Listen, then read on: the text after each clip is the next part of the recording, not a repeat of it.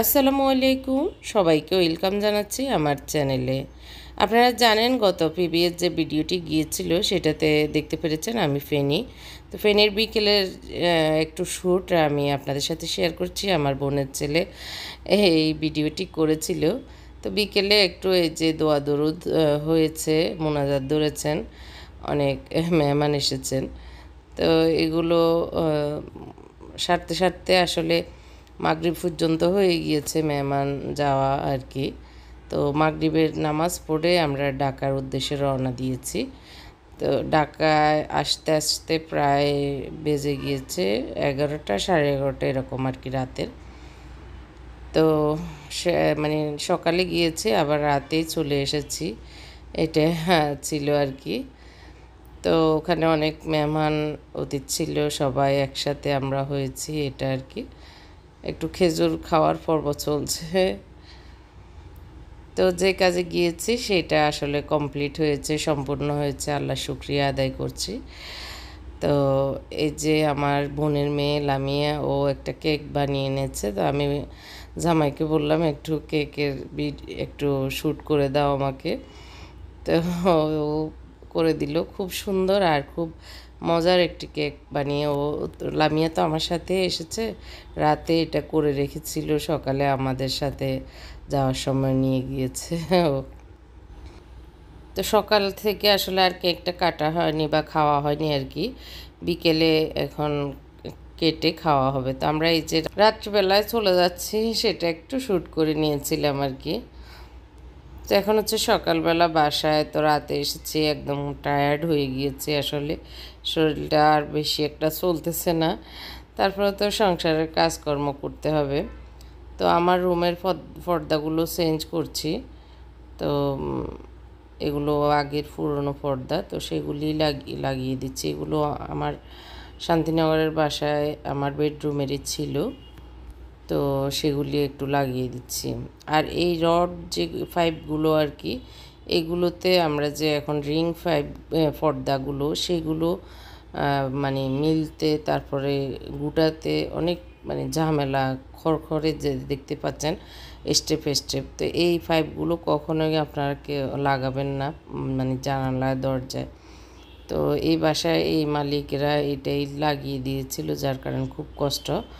আর এখন যে কাঠের রিং পাইপগুলো মানে এগুলোতে আবার ভালো ইজিলি পর্দা এদিক সেদিক নেওয়া যায় আর কি। তো আমি 3টা পর্দা লাগাবো এই বারান্দার জায়গাটাতে। তো সেই কারণে 3টার জন্য 5টা করে পর্দার রিংগুলো লাগিয়ে দিয়েছি।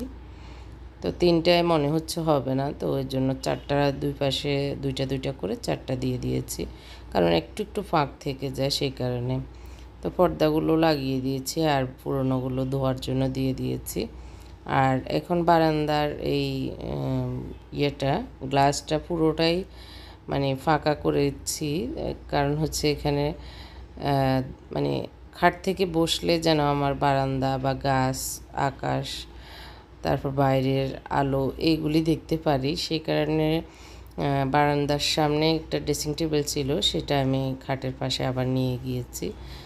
তা আমি আসলে ঘরের জিনিসপত্র যতক্ষণ আমার মন মতো না হয় ততক্ষণ এই সাইড থেকে ওই সাইড করি, এটা আর কি। কিছু কাপড় ছিল দড়িতে, সেগুলো নামিয়ে নিয়েছি, নিয়ে আসব। এই যে এখন ঘর থেকে বারান্দাটা এরকম দেখা যাবে আর কি।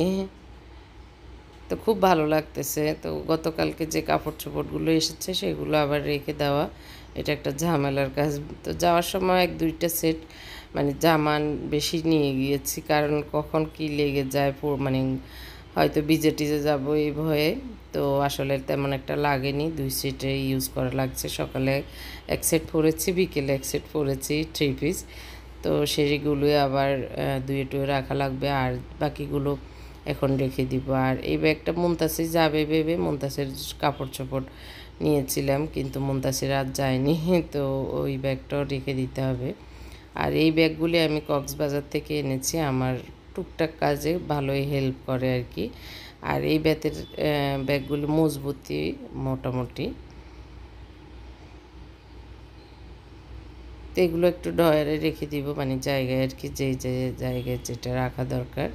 এটা হলুদটা একটু বড়, আর যেটা পেস্ট কালার সেটা একটু ছোট। তো একটু এইভাবে ভেঙে রেখে দিলে অল্প জায়গায় সুন্দরভাবে মানে সেট করে রাখা যায় আর কি। তা আমি আলমারির নিচে একটা জায়গায় এইভাবে দাঁড়া করে রেখে দিই আর কি এভাবে।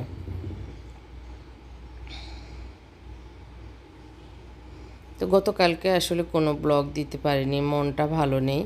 আমার বাবার শরীরটা অনেক খারাপ, কারণ আমার বাবা তো ডায়াবেটিসের রোগী। তো উনি নামাজ পড়তে গিয়ে, আসরের নামাজ আর কি, গত 5-7 দিন আগে নামাজ পড়তে গিয়ে এখন তো বৃষ্টি আর গ্রামের বাড়িতে তো অনেক কাদা, উনি পা পিছলে স্যান্ডেল সরে গিয়ে ওনার পায়ের আঙ্গুলের মানে মাঝখানের যে জায়গাটা ওইটা একদম গর্ত হয়ে কেটে গিয়েছে। তো উনি আবার এটা বুঝতে পারেন না যে এত বড় কেটে গিয়েছে, উনি মানে এত ব্যথা হয়নি যখন কেটেছে। তো বিকেলে আসর নামাজের সময় কেটেছে, আর ডাক্তারের কাছেও যান নাই উনি, আবার কোনো ওষুধ টষুধও খান নাই। রাত্রিবেলায় দেখতেছেন যে মানে অনেক রাতে ওনার জ্বরও চলে এসেছে, আবার ইয়ে হচ্ছে, পায়ে ব্যথাও লাগতেছে। তো এটা দেখে উনি বুঝতে পারলেন যে আসলে কাঁটাটা একবারে ছোট না, ভিতরে কাদাও মনে হয় ঢুকে গিয়েছে। তো উনি আসলে এটা গুরুত্ব দেয় নাই আর কি। সকালে গিয়ে আমাদের মানে বাজারে গিয়ে ব্যান্ডেজ করে, মানে ড্রেসিং করে ব্যান্ডেজ করে নিয়েছে। কিন্তু ওই 2 দিন বাড়িতে ছিল, আমরা চেয়েছিলাম ঢাকায় নিয়ে আসতে, আর আমি এবং আমার হাজব্যান্ড, আর আমার আপা চেয়েছিল ফেনী নিয়ে যেতে, কিন্তু উনি কোথাও যাবেন না, বললো যে ঠিক হয়ে যাবে, বাজার যে ডাক্তার ওই ডাক্তার তো ভালো, উনি ড্রেসিং করবেন আর ওষুধ দিয়েছে, অ্যান্টিবায়োটিক খেয়ে ভালো হয়ে যাব। কিন্তু আসলে ভালো হয়নি, মানে ঠিক হয়নি আর কি থাকা ওখানে।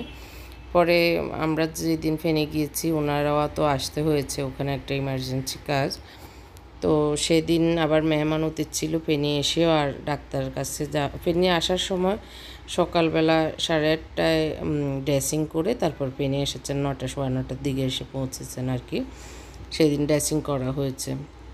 পরের দিন, ওই দিন তো আর আমরা চলে এসেছি রাতে, পাটা কিন্তু অনেক ফুলে গিয়েছিল।